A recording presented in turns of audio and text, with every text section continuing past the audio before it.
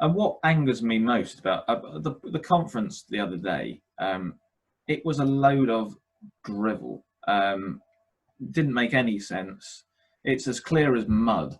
They need, in a pandemic, you need to actually talk, when you're talking to the public, you need to explain the rules clearly, and you need to talk to them as if they've got a mental age of a 3-year-old. Because as we've seen, British people don't have common sense and are now flouting the rules completely. We need to, we need clear guidelines. And I read an article the other day, and it was saying all the things that you can and can't do, because I still don't know what you can and can't do. And almost everything, every single one says, you can't do this, but, and the but, as soon as you put a but in there, that introduces a loophole and introduces confusion. You need straightforward instructions that the public can understand and follow. And the problem is the public now have lost all confidence and trust in the government. So they're not listening to a word they're saying anymore, and they're just taking it into their own hands and are going onto the beaches and all of that and crowding. What the hell is going on with hands, face, space? It's laughable. It really is. How does that even work? If you put your hand out and you hit someone in the face, not enough space. Is that how it works?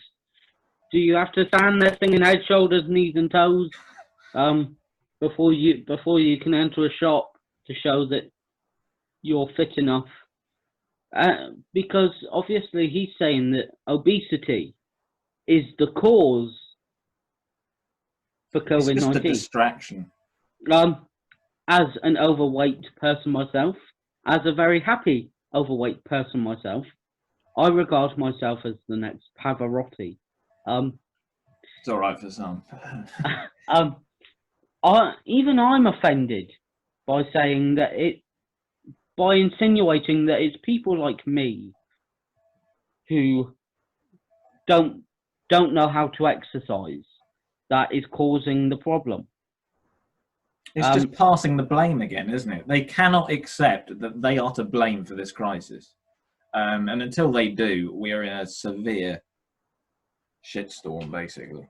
I don't think Britain will make it out of the second wave alive. If you look at how many people died in the first wave, now anybody knows that the first wave is sort of everything coming over, and sort of preparing you for the worst. The second wave is always worse,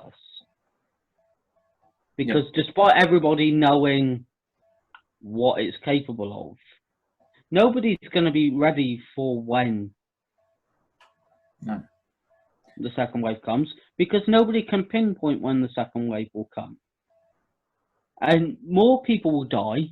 We'll end up standing outside on a Thursday night again, clapping our wonderful NHS, because that's the best thing to do in coronavirus. Yeah, that's the problem now. We cannot afford to go into a full lockdown again. As you say, there's no way the economy would survive it. There's no, like the hospitality sector, there's still 50% occupancy only in restaurants. They can't have any more than 50% occupancy. And bear in mind, restaurants and bars have been closed since March. So as long as these measures are in place, which they're going to be until the government decided that actually the answer is to eliminate COVID, they are not going to be able to get back to full capacity, and they are going to be in severe problems. And they are in severe problems already. So they need to get themselves together and sort out this mess. But Rishi Sunak, or Mr. Spock as I like to call him because of his heels, no racial slurs intended. He made a public announcement a couple of weeks ago about the economy and how we are going to save the economy. And first of all, he said we are going to start a job scheme for 16 to 24-year-olds. Now, for companies that are struggling to pay their own wages and pay their own staff, how the hell are they gonna create more jobs for 16 to 24-year-olds unless you're really piling in the cash for each workplace? And then he said, to get the economy really going again, we will be giving everybody 10% off in bars and restaurants. Now, I've seen various... It's just encouraging people to go to bars and restaurants and mingle and spread the virus. It's just a joke. I've seen various menus. I've seen Nando's and I've seen McDonald's updated menus with the 10% taken off.